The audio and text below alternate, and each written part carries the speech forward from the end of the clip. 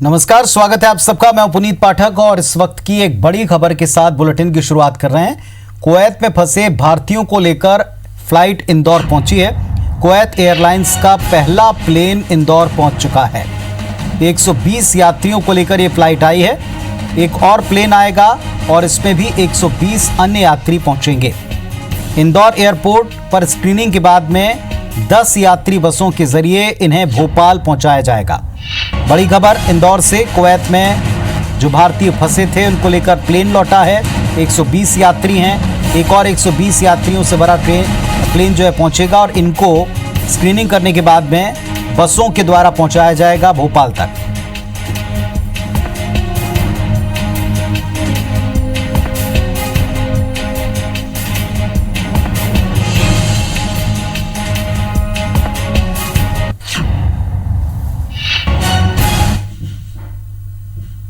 भारत सरकार के वंदे भारत मिशन के तहत कुवैत से 240 भारतीय यात्री जो वहाँ फंसे हुए थे उन्हें कुवैत एयरलाइंस से भारत वापस लाया गया है और ये दोनों विमान इंदौर के अहिल्याबाई होलकर एयरपोर्ट पर लैंड कर चुके हैं। फिलहाल जितने भी यात्री हैं उनको एरो ब्रिज पर ही स्क्रीनिंग की कराई जा रही है। इनका सारा सामान पहले डिसइंफेक्टेड किया जाएगा और 10 बसों के माध्यम से इन सभी यात्रियों को भोपाल भेजा जाएगा। भोपाल भेजने के पहले यदि इंदौर एयरपोर्ट पर स्क्रीनिंग में किसी भी यात्री में किसी प्रकार की कोई समस्या सामने आती है तो उन्हें यहां से पहले चोइथराम हॉस्पिटल भेजा जाएगा। जितने भी यात्री हैं इन्हें पहले भोपाल भेजा जा रहा है। भोपाल में तकरीबन ये सभी यात्री 14 दिन तक क्वारंटाइन रहेंगे।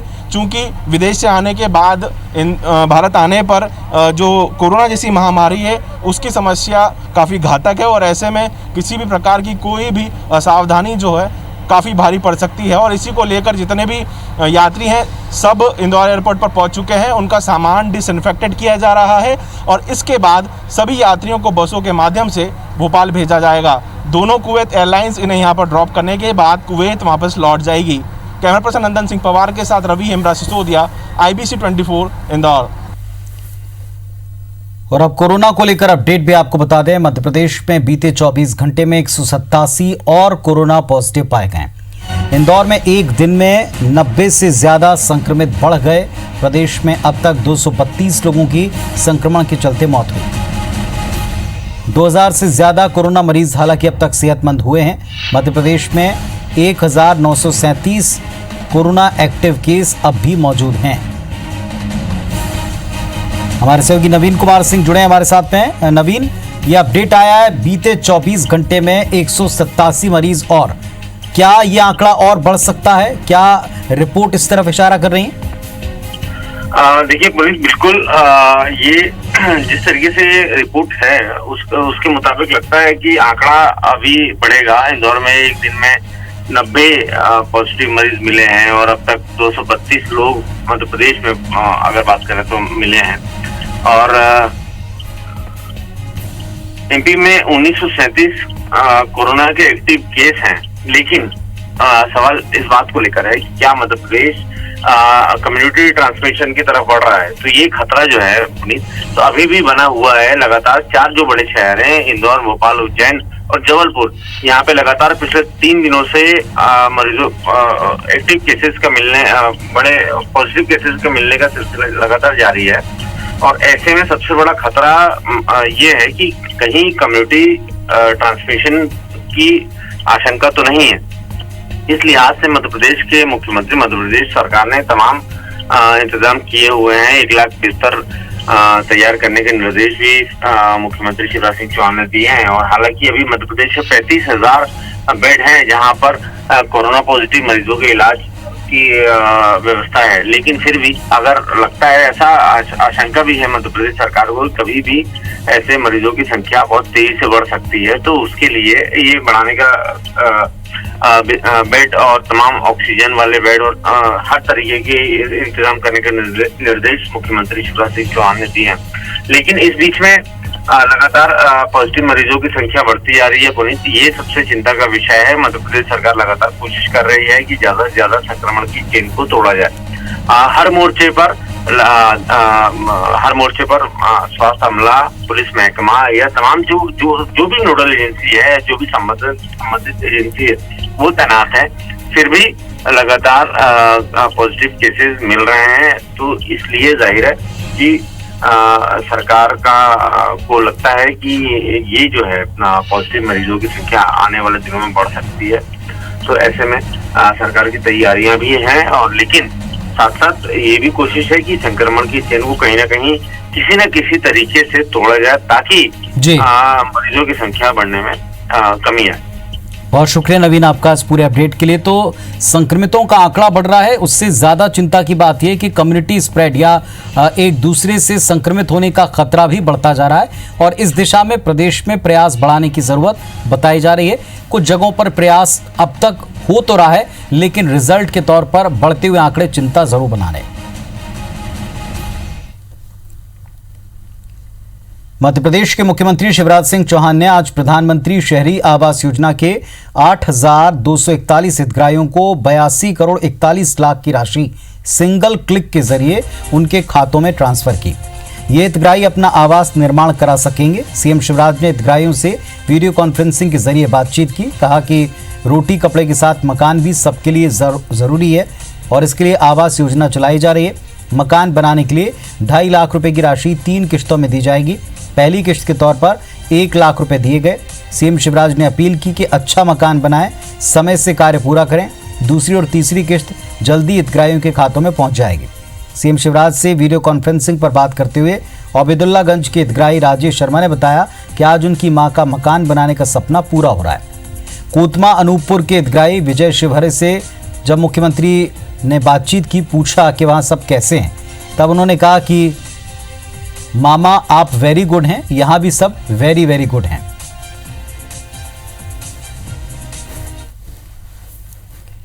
शिवराज सरकार का दावा है कि मध्य प्रदेश देश का अकेला ऐसा राज्य है जिसने सीमावर्ती राज्यों से आने वाले मजदूरों को उनके गृह राज्यों की सीमाओं तक बसों से पहुंचाने की व्यवस्था की। खासतौर पर महाराष्ट्र, गुजरात, राजस्थान से मजदूर यूपी जाने के लिए मध्य प्रदेश से गुजरते हैं, और ऐसे करीब 10,000 मजदूरों को यूपी की सीमा तक पहुंचाया गया। इन सभी मजदूरों के भोजन और स्वास्थ्य परीक्षण की व्यवस्था भी की गई। वहीं दूसरे प्रदेशों में फंसे मध्य प्रदेश के करीब 2,68,601 श्रमिक अब तक प्रदेश वापसी कर चुके हैं। सीएम के निर्देश पर अन्य राज्यों से आने वाले श्रमिकों को घर पहुंचाने के लिए 375 से ज्यादा अतिरिक्त बसें लगाई गई, जबकि रोजाना 642 बसें चलाई जा रही हैं। महाराष्ट्र की ओर से आने वाले श्रमिकों को सेंधवा बॉर्डर पर भोजन की व्यवस्था की गई। 100 बसों द्वारा उनको देवास ट्रांजिट पॉइंट तक पहुंचाया गया। देवास ट्रांजिट पॉइंट से सागर और गुना के लिए बसें भेजी जा रही।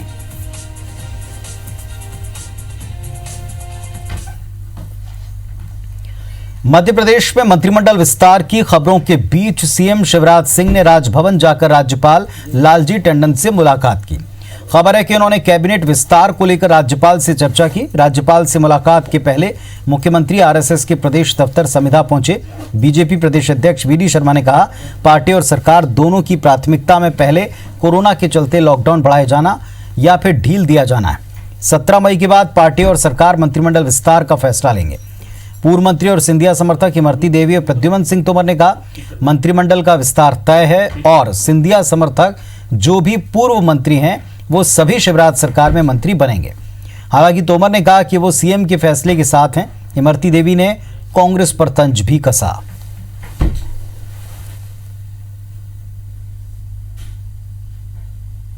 17 तारीख को लॉकडाउन के बारे में सारी जो तैयारियां हैं उस पर हम सब टास्क फोर्स, माननीय मुख्यमंत्री जी, मंत्रिमंडल, सरकार सब मिलकर के जनता के ओपिनियन लेने के बाद कि कोरोना वॉरियर्स, ये हमारे कोरोना के बारे में आगामी जो लॉकडाउन है उसके बारे में क्या करना है, मैं ऐसा मानता हूं कि उस पर एक 17 तारीख तक सारी तैयारी हो जाएगी। उसके बाद फिर मंत्रिमंडल का संगठन बाद गठन होगा।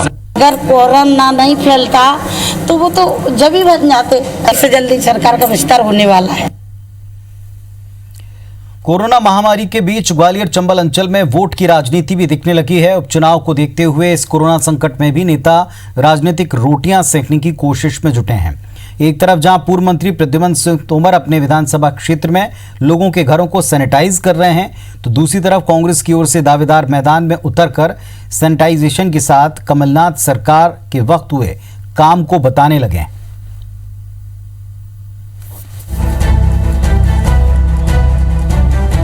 पीपीई किट के साथ सैनिटाइज के काम में जुटा यह शख्स नगर निगम या स्वास्थ्य विभाग का कोई कर्मचारी नहीं है, बल्कि ये पूर्व मंत्री प्रद्युम्न सिंह तोमर हैं, जो अपने विधानसभा क्षेत्र में लोगों के घर घर जाकर उनके घरों को सैनिटाइज कर रहे हैं। इस दौरान कोई बड़ा बुजुर्ग मिलता है तो उनके पैर पकड़ लेते हैं, साथ ही उनसे आश्वासन मांगते हैं कि आप अपने घरों को सैनिटाइज करेंगे।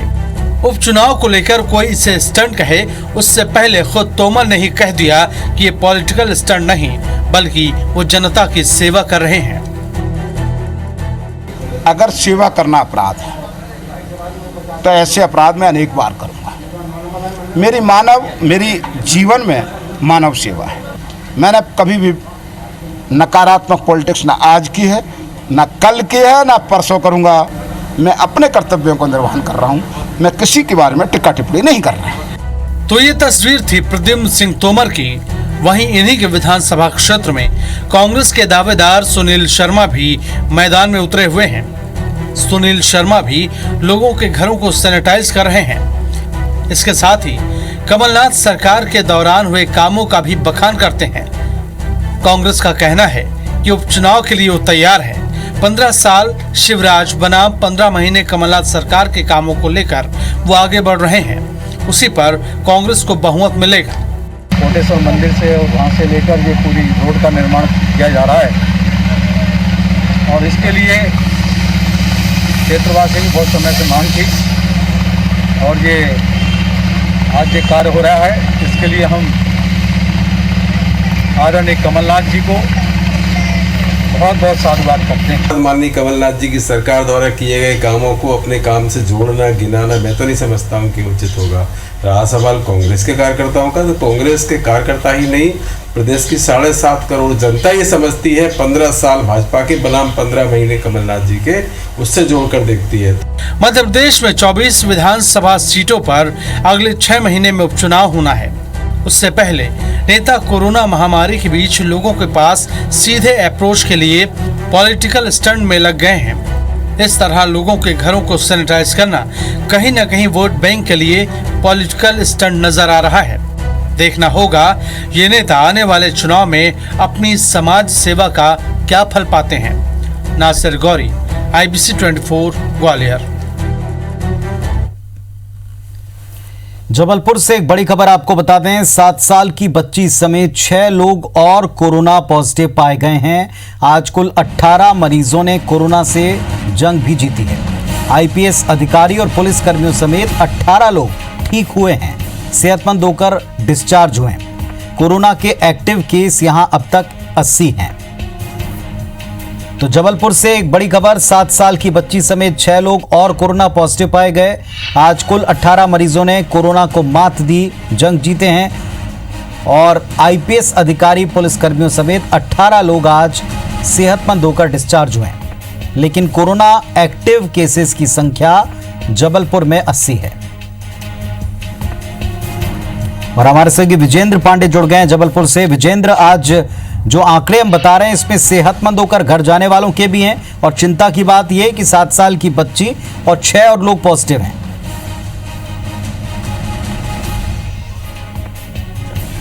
जी हाँ पुनीत, आपको बता दूं कि जबलपुर में एक तरफ संक्रमण की दर लगातार बढ़ रही है, नए केस कोरोना के लगातार सामने आ रहे हैं। वहीं दूसरा सुकून देने वाली बात यह है कि तेजी से इजाफा भी उस संख्या में हुआ है जो तमाम मरीज कोरोना से जंग जीत रहे हैं। आज के अगर डेटा को देखें दिन भर का, तो आज जबलपुर में 6 नए मामले कोरोना के सामने आए हैं, जिसमें 7 साल की एक बच्ची को भी कोरोना पॉजिटिव पाया गया है। ऐसे में जबलपुर में कोरोना मरीजों की संख्या बढ़कर 153 हो गई है। वहीं आज पहला मौका है जब बड़ी संख्या में, यानी आज दिन भर में 18 मरीजों ने कोरोना से जंग जीती है और ऐसे में अब तक 65 लोग जबलपुर में कोरोना से जंग जीत चुके हैं। लिहाजा जबलपुर में एक्टिव केसेस जो है कोरोना के, उन संख्या 80 हो गई है। दिन भर का अगर ये आंकड़ा देखा जाए तो एक तरफ कोरोना मरीजों की संख्या में इजाफा हुआ है, आज 6 मरीज और मिले हैं। वहीं बड़ी संख्या में कोरोना से मरीजों के ठीक होने पर उन्हें हॉस्पिटल से रिलीव भी किया गया है। बड़ी बात यह है कि इसमें IPS अधिकारी जो कि कोरोना संक्रमित पूर्व में पाए गए थे, 5 पुलिसकर्मी जो पूर्व में पाए गए थे, उनको भी वो भी शामिल है और इन्होंने भी कोरोना से जंग जीत ली है और इन्हें हॉस्पिटल से डिस्चार्ज कर दिया गया है। बहुत शुक्रिया विजेंद्र आपका इस पूरी जानकारी के लिए। तो 18 लोगों ने कोरोना से जंग जीती, ये राहत भरी खबर है, लेकिन नए केसेस भी सामने आ रहे हैं। चिंता की इसमें बात यह कि बच्चे भी इसमें शामिल बताए जा रहे हैं और लगातार इसे लेकर चिंता बढ़ रही है कि कुछ इलाकों के द्वारा का क्या कम्युनिटी तौर पर या लोगों के मेलजोल के तौर पर यह संक्रमण फैल रहा है, क्योंकि पहले ट्रैवल हिस्ट्री के आधार के ऊपर पता लगाया जाता था, लेकिन क्या अब यह संक्रमण कम्युनिटी लेवल पर फैल रहा है, इसको लेकर थोड़ी चिंता है। चलिए आपको स्थिति ये भी बता दें कि दरअसल कोरोना की स्थिति क्या है इस समय। देश के हालात देखें, 75,000 पार कोरोना मरीजों का आंकड़ा पहुंच चुका है। 75,066 संक्रमित अब तक देश में सामने आए हैं, जिनमें से 24,937 यानी तकरीबन 25,000 मरीज ठीक हुए हैं। 2,442 लोग इस वजह से अपनी जान गंवा चुके हैं। मध्य प्रदेश की स्थिति देखें, कुल संक्रमितों का आंकड़ा 4,173 हो चुका है। 2004 अब तक ठीक हुए हैं, 232 लोगों ने अपनी जान गंवाई है। छत्तीसगढ़ की स्थिति देखें, यहां पर राहत की बात यह कि 4 ही एक्टिव केस अब बचे हैं। 55 मरीज 59 में से ठीक होकर सेहतमंद होकर डिस्चार्ज कर दिए गए।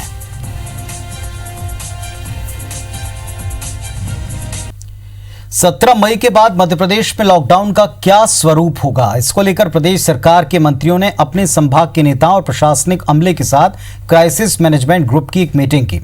मंत्री गोविंद सिंह राजपूत ने ग्वालियर चंबल संभाग में वीडियो कॉन्फ्रेंसिंग के जरिए एक बैठक की और इस दौरान संभाग के अलग अलग दल के नेताओं ने अपने सुझाव मंत्री को दिए हैं।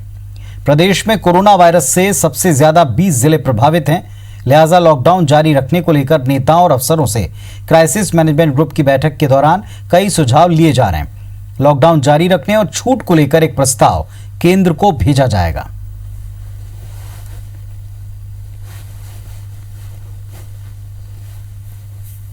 एक तो लॉकडाउन जारी रखा जाए या इसको किस तरीके से ढील दी जाए, इस विषयों पर प्रभारी मंत्री ने वीसी ली है, उन विषयों पर बारीकी से चर्चा हुई है। बैठक थी कि 17 के बाद का लॉकडाउन का स्वरूप क्या होगा, उसके संबंध में माननीय मंत्री जी ने बैठक ली है और सभी जनप्रतिनिधियों ने अपने सुझाव दिए हैं। अब इस सुझाव के अनुक्रम में किस स्वरूप में मार्केट खुलेगा, इसका निर्णय लिया जाएगा। लॉकडाउन के दौरान नियमों का पालन कराने के फेर में एक एसडीएम ने कानून तोड़ने वाले दूसरे एसडीएम का चालान काटकर यह साबित कर दिया कि कानून से बढ़कर कोई चीज नहीं। नजारा ज्यादा दिलचस्प तब बन गया जब एक दूल्हा भी इस कार्रवाई में फंस गया।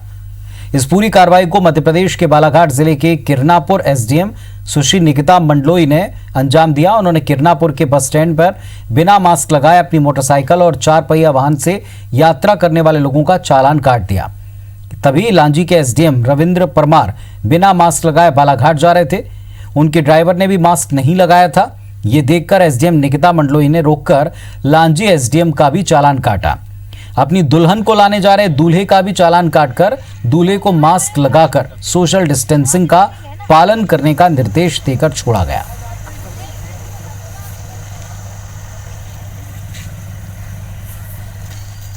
सरकार का जो फैसला है, जो ऊपर से आदेश आए हैं कि मास्क नहीं लगाने पे 50 रुपए का जुर्माना है, तो वही आज वसूल कर रहे हैं और इसमें किसी भी तरीके का भेदभाव नहीं किया जा रहा है। हमने डॉक्टर थे उन पे भी मास्क लगाया, हमारे डिपार्टमेंट के जो लोग हैं उन पे मास्क लगाया, जो बाकी अन्य डिपार्टमेंट के तो ये कह के जो छूट जाते कि हम इस डिपार्टमेंट से उस डिपार्टमेंट से हैं, तो ऐसा कुछ नहीं कर रहा है। मुरैना के कैलारस में मानवता को शर्मसार करने वाली तस्वीर सामने आई, जहां शहर के बीचों बीच करीब 5 घंटे तक एक अज्ञात व्यक्ति का शव सड़क पर पड़ा रहा, लेकिन किसी ने इसकी सुध नहीं ली। प्रशासन का दावा है कि सूचना मिलते ही प्रशासन और पुलिस की टीम ने शव को उठाकर पोस्टमार्टम के लिए भेजा, लेकिन स्थानीय लोगों का आरोप है कि प्रशासन को पहले सूचना दी जा चुकी थी, लेकिन अनदेखी की गई। फिलहाल पुलिस मृतक की शिनाख्त में जुटी है, साथ ही ये भी जांच की जा रही है कि मौत कैसे हुई है।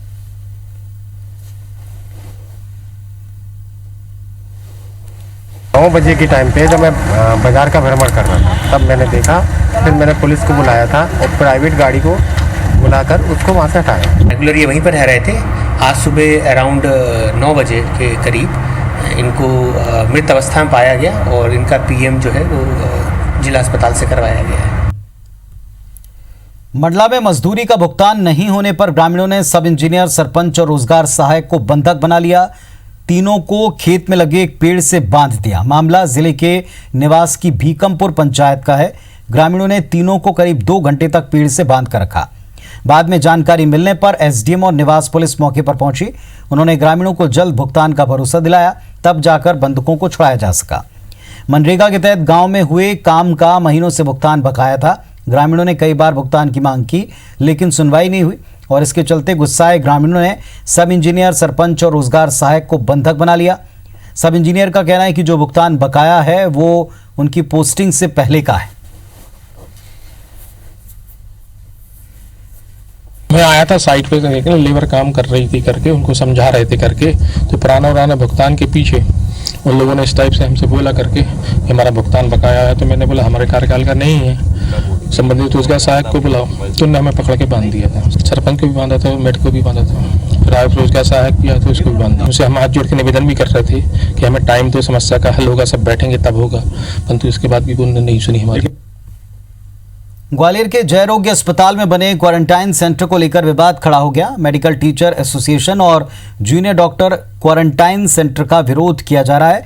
उनके मुताबिक हॉटस्पॉट वाले जिलों के सैकड़ों लोगों को यहां लाया जा रहा है, जबकि आसपास हॉस्टल और डॉक्टर के क्वार्टर्स भी मौजूद हैं। कोरोना संक्रमण फैल सकता। जूनियर डॉक्टर एसोसिएशन का कहना है कि जिन लोगों को क्वारंटाइन सेंटर में रखा गया वो लोग सेंटर के बाहर भी घूमते हैं, बिल्डिंग से थूक पी रहे हैं और ऐसे में कोरोना संक्रमण फैलने का खतरा है। जूनियर डॉक्टर ने इस मसले पर ग्वालियर कमिश्नर और कलेक्टर को बता दिया है। कलेक्टर का कहना है कि शहर में जगह कम है, इसीलिए अस्पताल में ही क्वारंटाइन सेंटर बनाया गया, लेकिन अब विरोध हो रहा है तो उसको वहां से शिफ्ट किया जाएगा। जयारोग्य अस्पताल संभाग का सबसे बड़ा कोविड हॉस्पिटल है, जिसमें ये क्वारंटाइन सेंटर जो बाहर से रेड जोन से आ रहे हैं, अहमदाबाद से आ रहे हैं, इनको यहाँ पे जो बनाया गया है, इससे यहाँ पे अंदर जो आवागमन इन लोगों का जितना ज़्यादा हो रहा है, वहीं पे हमारे बगल में ही उनके स्टाफ का हो रहा है, डॉक्टर्स का हो रहा है, नर्सेस का हो रहा है, पैरामेडिकल का हो रहा है। तो इसके रहने से उनके संक्रमण का खतरा इन लोगों में सबसे ज़्यादा बैठ रहा है। ये जो क्वारंटाइन सेंटर है, जिस तरीके से जो मेडिकल कॉलेज है जिसमें मेन कोविड सेंटर है, जहां मेन मरीजों का इलाज हो रहा है, वो वहाँ पर एक क्वारंटाइन सेंटर बना बहुत ही गलत है, क्योंकि जो लोग बाहर से आए हैं, रेड हॉटस्पॉट से आए हैं, संक्रमण का खतरा काफ़ी ज़्यादा है और सस्पेक्टेड बेसिस पर रखे जाते हैं। सुपर स्पेशलिटी हॉस्पिटल भी जेएच कैंपस में है और भी जगह, फिर भी अगर किसी की कोई शिकायत है उसको हम दूर करेंगे। हम उनकी पूरी सुरक्षा का ख्याल रखेंगे और जो भी आपत्तियाँ होंगी उनको दूर किया जाएगा। तो इस बुलेटिन में फिलहाल इतना ही। तमाम खबरों अपडेट्स के लिए आप देखते रहिए IBC 24। नमस्कार।